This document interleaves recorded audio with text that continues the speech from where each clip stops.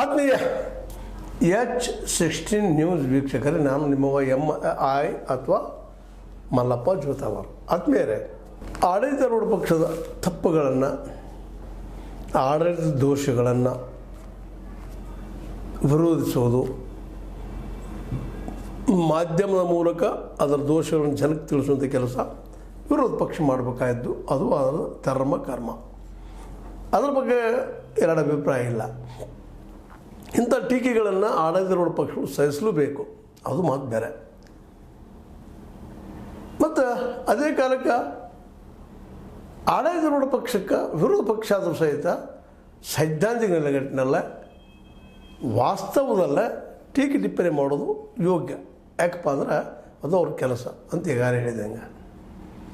ಕೇವಲ ಎಕ್ಸಾಗ್ರೇಷನ್ನಾಗಿ ಟೀಕೆ ಮಾಡೋದು, ಮತ್ತೇನೋ ಮಾಡೋದು, ಅಪಮಾನ ಆಗುವಂಗೆ ಮಾಡೋದು, ಇದು ಭಾಳ ಮಹತ್ವದ. ಯಾಕಂದರೆ ಆಡಳಿತಾರೂಢಕ್ಕೆ ಅಪಮಾನ ಆಗುವಂಗೆ ಮಾಡೋದು ಅದು ಸಹಿತ ಅದು ತಪ್ಪನ. ಒಬ್ಬ ವ್ಯಕ್ತಿಯ ವ್ಯಕ್ತಿತ್ವ ವಿಮರ್ಶೆ ಮಾಡೋದು ಬೇರೆ, ಟೀಕೆ ಮಾಡೋದು ಬೇರೆ, ಬೈಯೋದು ಬೇರೆ. ಯಾಕಪ್ಪ ಅಂತಂದ್ರೆ ಇವತ್ತಿನ ಹೆಚ್ಚು ಕಡಿಮೆ ಇವತ್ತು BJP ಸರ್ಕಾರ ಇರಲಿ, ಕಾಂಗ್ರೆಸ್ ಸರ್ಕಾರ ಇರಲಿ, ಎಲ್ಲರೂ ಕಮಿಷನ್ ವ್ಯವಹಾರ ಮಾಡೇ ಮಾಡ್ತಾರೆ. ಇದರಲ್ಲಿ ಏನು ನಿರ್ಬಿಡಿಯಾಗಿದೆ ಹೇಳ್ಬೋದು ನಾವು. ಕೇಂದ್ರದಲ್ಲಿರಲಿ ರಾಜ್ಯದಲ್ಲಿರಲಿ ಎರಡೂ ಕಡೆ ಲೂಟಿ ಹೊಡೆಯವ್ರನ್ನ ಇದ್ದಾರೆ. ಇದರಲ್ಲಿ ಸಮಸ್ಯೆ ಬೇಡ. ಆ ಲೂಟಿ ಒಳಗೆ ಎಷ್ಟು ಬಿಟ್ಟು ಕೊಟ್ಟಿದ್ದಾರೆ ಜನರಿಗೆ ಅನ್ನೋದು ಇಲ್ಲಿ ಪ್ರಶ್ನೆ ಆಗಿಬಿಡ್ತದೆ. ಯಾಕಂದ್ರೆ ಕಮಿಷನ್ದ್ರೆ ಯಾರಾದರೂ ಒಬ್ಬಾದರೂ MLA MP ವ್ಯವಹಾರ ಮಾಡ್ತಾನೆ. ಇವತ್ತು ಮೂಲಭೂತ ಪ್ರಶ್ನೆ ಇದು. ಹಾಗಂತೇಳಿ ಆಡಳಿತಾರೂಢ ಪಕ್ಷ ಟೀಕೆ ಮಾಡಬಾರ್ದಂತಲ್ಲ. ಆದರೆ ಟೀಕೆ ಮಾಡೋದಕ್ಕೂ ಒಂದಿಷ್ಟು ದಾಖಲೆಗಳು ಇಟ್ಕೊಂಡು ನಾವು ಮಾಡಬೇಕಾಗ್ತದೆ. ಅಟ್ಲೀಸ್ಟ್ ನಮ್ಗೆ 20% ದಾಖಲೆಗಳಾದರೂ ಅದು ತೊಗೊಂಡು ಮಾಡಬೇಕಾಗ್ತದೆ. ಇಲ್ಲಾಂದರೆ ಇವತ್ತು ನೋಡ್ರಿ, ಕಾಂಗ್ರೆಸ್ಗೆ ಟೀಕಾ ಮಾಡಿದ್ರು 40% 50% ಅಂತ BJPಗೆ. ಈಗ ಅದನ್ನು ಕೋರ್ಟ್ನಲ್ಲಿ ಪ್ರೂವ್ ಮಾಡೋದು ಭಾಳ ಕಷ್ಟ ಅದ. ಏನೋ ನೇಮಿಸಿದಾರೆ ನೋಡ್ರಿ, ಆಯೋಗ ಎಲ್ಲಿ ತನಕ ಬರ್ತದನೋ, ಇದು 5 ವರ್ಷ ತೊಗೊಂಡೇ ಬಿಡ್ತದನೋ ಅವ್ರದ್ದೆಲ್ಲ ಪ್ರೂವ್ ಮಾಡೋ ಸಲುವಾಗಿ. ಯಾಕಂದರೆ ಎಲ್ಲ ಕೆಲವೊಂದು ಡಾಕ್ಯುಮೆಂಟ್ಸ್ ಸಿಗೋದಿಲ್ಲ. ಆ ರೀತಿಯಾಗಿ ಇಲ್ಲಿ ದುರ್ವ್ಯವಹಾರ ನಡೀತಾವೆ, ಭ್ರಷ್ಟಾಚಾರ ನಡೀತದೆ. ಮೊನ್ನೆ ನೋಡಿ, ಸ್ವತಃ ಸರ್ಕಾರನ KPSCಯಲ್ಲಿ ಆದಂತಹ ಒಂದು ದೊಡ್ಡ ಅವ್ಯವಹಾರವನ್ನು ತಾನು ಸ್ವತಃ ಮುಂದಿನಿಂದ ಮುಚ್ಚಾಕ್ತು. KPSCದಾಗಿರ್ಬೋದು, ಇನ್ನೊಂದಿಬ್ಬರು ಅಧಿಕಾರಿಗಳ ಬಗ್ಗೆ ಆಗಿರ್ಬೋದು. ಇವು ತಪ್ಪಲ್ಲ, ಇದನ್ನು ಖಂಡಿಸಬೇಕು. ಇದನ್ನು ವಿರೋಧ ಪಕ್ಷ ಇಷ್ಟೊಳಗೆ ಖಂಡಿಸಬೇಕಾಗಿತ್ತು. ಇದು ದೊಡ್ಡ ವಿಷಯ ಮಾಡಬೇಕಾಗಿತ್ತು, ಮಾಡಲಿಲ್ಲ. ಅಡ್ಡಿಯಲ್ಲ, ಬಿಡಲಿ. ನಾವು ಆದರೂ ಹೇಳ್ತಾ ಇದ್ದೇವೆ, KPSC ಸ್ವಚ್ಛ ಆಗಬೇಕಾಗಿತ್ತು. ಭ್ರಷ್ಟಾಚಾರದ ಗೂಢ. ಆದರೆ ಅದಕ್ಕೆ ಆಲ್ರೆಡಿ ನಮ್ಮ ಲೋಕಾಯುಕ್ತ ಆಗಿರ್ಬೋದು ಅಥವಾ ನಮ್ಮ ತನಿಖಾ ಸಂಸ್ಥೆ ಆಗಿರ್ಬೋದು, CID ರಿಪೋರ್ಟ್ ಸಲ್ಲಿಸಿದವು. ಹೌದಿಲ್ಲ, ಆಗ್ಯದಪ್ಪ ಭ್ರಷ್ಟಾಚಾರ ಅಂತೇಳಿ. ಆದರೂ ಸರ್ಕಾರ ಏನು ತಗೊಂಡಿತ್ತು. ಈಗ ಇದು ಇಷ್ಟೇ. ಈಗ ಇದು ಹೆಂಗಾಗಿದೆ ಅಂದ್ರೆ ಬಾಳಿಕೆ ಕುಸ್ತಿದ್ವಿ ನಾವು. ಸುಮ್ಮನೆ ಒಂದು ಆಡಬೇಕಾಯ್ತು, ಜನರಿಗೆ ಏನೋ ಹೇಳ್ಬೇಕಾಯ್ತು. ಅದು ಈಗ ಇವ್ರ ಮೇಲೆ ಮೊಕದ್ದಮೆ ಹೂಡ್ತು ಸಿದ್ದರಾಮಯ್ಯನವರು ಒಂದು ಕಡೆ ಹೇಳ್ತಾ ಇದ್ದಾರೆ. ನಮ್ಮ ಅಪಮಾನ ಮಾತಾಡಿದಾರೆ, ಲೂಟಿ ಮಾಡಿದ್ದಾರೆ ಅಂತ ಹೇಳಿದ್ದಾರೆ. ನಾವು ಇಲ್ಲೇ ನಾವು ಗ್ಯಾರಂಟಿಗಳ ಬಗ್ಗೆ ಮಾತಾಡಿದ್ವಿ, ನಮ್ಮ ಸಾಧನೆಗಳ ಬಗ್ಗೆ ಮಾತಾಡಿದ್ವಿ. ಮಾತಾಡ್ರಿ, ಯಾರು ಬೇಡ ಅಂತಾರೆ ನಿಮಗೆ? ದಿನನಿತ್ಯ ಮಾತಾಡ್ರಿ. ಅದು ಅದಕ್ಕೆ ದೊಡ್ಡ ಸಮಾವೇಶ ಮಾಡಿ ದುಡ್ಡು ಹಂಚೋದು ಯಾರು ದುಡ್ಡು? ಅದು ಯಾಕೆ ಸಮಾವೇಶ ಅಂತ BJPಗರು ಕೇಳ್ತಾ ಇದ್ದಾರೆ. ಹೌದು, ಅವರು ಕೇಳೋದು ಸರಿ ಅದ. ಹಾಗಾದ್ರೆ ಇವ್ರೇನು ಮಾಡಿಲ್ಲೇನ್ರಿ BJPಗರು ತಮ್ಮ ಸಾಧನೆ ಸಮಾವೇಶದು? ಅವರು ಮಾಡ್ತಾರೆ. ಅಂದ್ರೆ ಇಬ್ಬರು ಎರಡೂ ಪಕ್ಷಗಳು ಏನಪ್ಪ ಬೇಡ, ಇನ್ನೊಂದು ನಮ್ಮ ಇಲ್ಲಿ ಮತ್ತು JDS ಬಿಡ್ಲಿಕ್ಕೆ ಬಿಡೋಕ್ಕೆ ಆಗೋದಿಲ್ಲ. ಅವರು ಸಹಿತ ಸಾಧನಾ ಸಮಾವೇಶ ಅದು ಇದು ಮಾಡ್ತಾ ಇರ್ತಾರೆ. ದುಡ್ಡು ಯಾರದ್ದು? ಅಷ್ಟು ದೊಡ್ಡ ಪ್ರಮಾಣ ದುಡ್ಡು ಎಲ್ಲಿದು? ಎಲ್ಲರೂ ಅಷ್ಟೇ ಇವೆಲ್ಲ ಪಕ್ಷಗಳು ಯುದ್ಧ ಮಾಡ್ತಾ ಇದ್ದಾವೆ. ಆದರೂ ಇವತ್ತು ವಿರೋಧ ಪಕ್ಷವಾಗಿ ಕೇಳ್ತಾ ಇದೆ ನಮ್ಮ BJP, ಇಲ್ಲ ಈ ದುಡ್ಡು ಯಾರದಪ್ಪ ಇಂಥ ದೊಡ್ಡ ಸಮಾವೇಶ ಮಾಡೋ ಅವಶ್ಯಕತೆ ಇತ್ತಾ ಅಂತೇಳಿ. ಅದು ಕೇಳೋದು ಸರಿ. ಆದರೆ ನೀವು ಸರಿಯಾದ ಆ್ಯಂಗಲ್ದಲ್ಲಿ ಇದ್ಕೊಂಡು ಕೇಳಬೇಕಾಗಿತ್ತು, ಕೇಳಿಲ್ಲ ಅನ್ನೋದು ಕಾಂಗ್ರೆಸ್ಸಿಗರ ಅಭಿಪ್ರಾಯ. ಒಟ್ಟಾರೆಯಾಗಿ ಇವರೆಲ್ಲರ ಒಂದು ಆರೋಪ ಪ್ರತ್ಯಾರೋಪಗಳಿಂದ ಒಂದು ಕ್ಲಿಯರ್ ಏನಾಗ್ತದಪ್ಪ ಅಂದರೆ, ಇವ್ರು ಯಾರೂ ಏನಪ್ಪ ಅಂದ್ರೆ ಪ್ರಾಮಾಣಿಕವಾಗಿ ಆಡಳಿತ ಮಾಡ್ತಾ ಇಲ್ಲ, ಆ ಪ್ರಾಮಾಣಿಕವಾಗಿ ಇವರು ವಿರೋಧಿಸ್ತಾ ಇಲ್ಲ ಅಂತೇಳಿ. ಯಾಕಂದರೆ ಒಬ್ಬರೊಬ್ಬರು ಮುಚ್ಕೊಂಡು ಹೋಗುವಂಥದ್ದಿನ. ಈಗ ನೋಡಿರಿ, ಈಗ 40% ಇವರು ಆರೋಪ ಮಾಡ್ತಾ ಇದ್ದಾರೆ ಇವ್ರ ಮೇಲೆ. ಲೂಟಿ ಮಾಡಿದಾರಪ್ಪ ಸರ್ಕಾರ, ದೊಡ್ಡ ಜಾಹೀರಾತು ಕೊಟ್ಟರು. ಕಾಂಗ್ರೆಸ್ ಸರ್ಕಾರಪ್ಪ ಲೂಟಿ ಮಾಡೋದು, ವಂಶ ಪಾರಂಪರ, ಅದು ಕನ್ನಡ ಸುಳ್ಳಲ್ಲ, ಸತ್ಯನ. ಅವೆಲ್ಲ ಆರೋಪ ಮಾಡಿದ್ದಾರೆ. ಅವು ಸರಣಿಯಾಗಿ ಅಭಿವೃದ್ಧಿ ಆಗಿಲ್ಲಪ್ಪ, ಅಭಿವೃದ್ಧಿ ಶೂನ್ಯ ಆಗ್ಯದ ಅಂತ ಮಾಡಿದ್ದಾರೆ. ಜೊತೆಗೆ ಭ್ರಷ್ಟಾಚಾರ ಹೆಚ್ಚದಂತೇಳಿ ಪೊಲೀಸರನ್ನು ದುರುಪಯೋಗ ಮಾಡ್ಕೊಳ್ತಾ ಇದ್ದಾರೆ. ನಮ್ಮ ಹಿಂದೂ ಯುವಕರನ್ನು, ಹಿಂದೂ ಹೋರಾಟಗಾರರನ್ನು ಅಥವಾ BJP ಪರ ಕಾರ್ಯಕರ್ತರನ್ನು ಶಿಕ್ಷಿಸ್ತಾ ಇದ್ದಾರೆ. ಪೊಲೀಸರು ಮಾಡ್ಕೊಂಡು ಇವರು ಡಿಕ್ಟೇಟರ್ ಅದಾರ, ಸರ್ವಾಧಿಕಾರಿಗಳಿದ್ದಾರೆ. ಈ ಅಧಿಕಾರಿಗಳ ಜೊತೆಗೆ ಇವರಿದ್ದಂಥ ಕಾಂಗ್ರೆಸ್ಸಿಗರು ವಂಶ ಪಾರಂಪರ್ಯದ ಆಡಳಿತ ಎಲ್ಲ ಟೀಕಾ ಮಾಡ್ತಾ ಇದ್ದಾರೆ. ಮಾಡಲಿ, ಅದಕ್ಕೆ ನಮ್ಮ ಛಲವಾದಿ ನಾರಾಯಣರವರು ಸಹಿತ ಇದು ನಾಟಕ ರೀ, ನಮ್ಮ ಇದು ಧಮಕಿ ಹಾಕಿದ್ದಾರೆ, ನಮಗೆ ಮೊಕದ್ದಮೆ ಹಾಕ್ತಾನೆ ಅಂತೇಳಿ.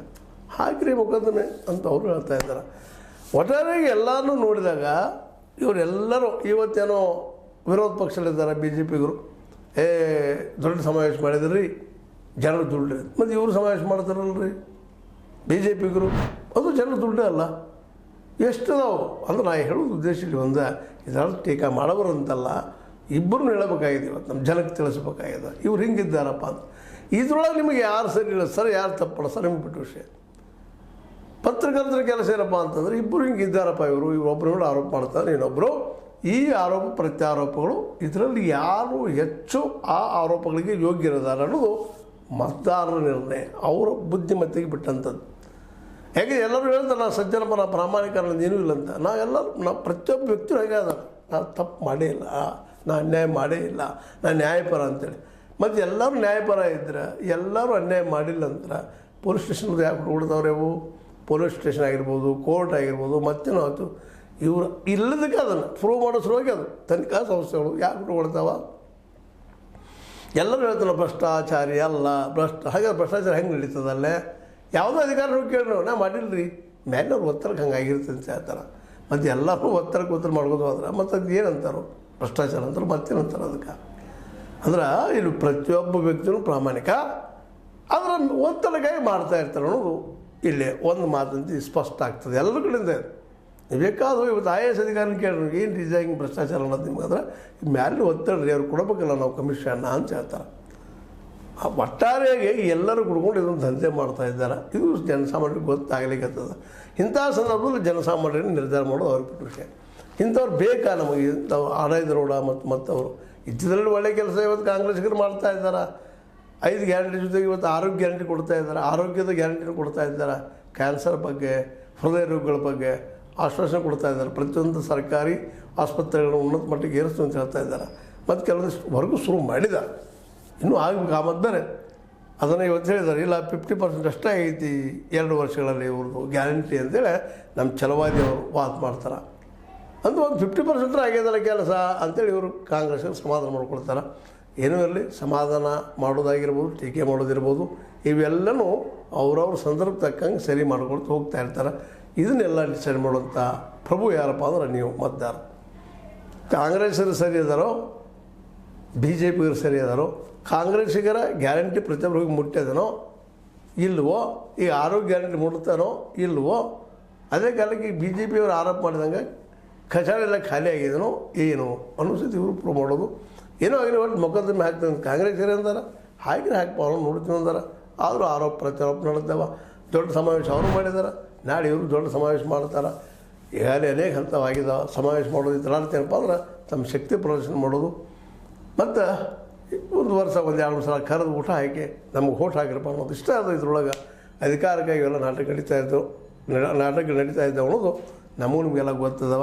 ಹೀಗಾಗಿ ಕೊನೆಯದಾಗಿ ಇನ್ನೊಂದು ಮಾತನ್ನು ಹೇಳಬೇಕಾಗಿದೆ. BJPಗೆ ಇನ್ನೊಂದು ಹೊಸ ಒಂದು ಆರೋಪ ಮಾಡ್ತಾ ಇದ್ದಾರೆ ಕಾಂಗ್ರೆಸ್ಗಳ ಮೇಲೆ. ಪೊಲೀಸರ ಮುಂದಿಟ್ಟುಕೊಂಡು ನಮ್ಮ ನಿರಂಕುಶ ಅಧಿಕಾರ ನಡೆಸ್ತಾ ಇದ್ದಾರೆ ಅಂತೇಳಿ ಇದನ್ನು ಡಿಸೈಡ್ ಮಾಡೋರು ಜನಸಾಮಾನ್ಯರು ಮತ್ತು ಕಾರ್ಯಕರ್ತರು. ಹೌದು ಏನ್ರಿ, ನಿಜವಾಗಿಯೂ ಕಾಂಗ್ರೆಸ್ಸಿಗರ ಡಿಕ್ಟೇಟರ್ ಆಗಿದ್ದಾರಾ ಅನ್ನೋ ಪ್ರಶ್ನೆ, ಅಥವಾ ಸರ್ವಾಧಿಕಾರಿ ಆಗಿದ್ದಾರಾ ಅನ್ನೋ ಪ್ರಶ್ನೆ, ನಿರಂಕುಶ ಅಧಿಕಾರಿ ಆಗಿದ್ದಾರಾ ಅನ್ನೋದು ಪ್ರಶ್ನೆ ಉತ್ತರ ಹೇಳಬೇಕಾಗಿ ಜನ ನೋಡೋಣ ಅದೇನು ಹೇಳ್ತಾರೆ ಅಂತ ಹೇಳ್ತಾ, ಒಟ್ಟಾರೆಯಾಗಿ BJP ಕಾಂಗ್ರೆಸ್ ಇವೆರಡರ ಮಧ್ಯದಲ್ಲಿ ಇದೊಂದು ಕೋಳಿ ಜಗಳ ನಡೆದ.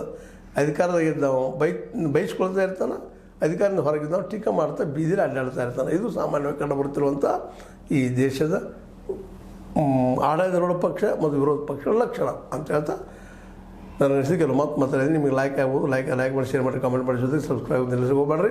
H60 ನ್ಯೂಸ್ ಅರ್ಥ ಸೀತಾರಾಮ ಸತ್ಯ ಕೈಗೊಂಡು ಒಂದು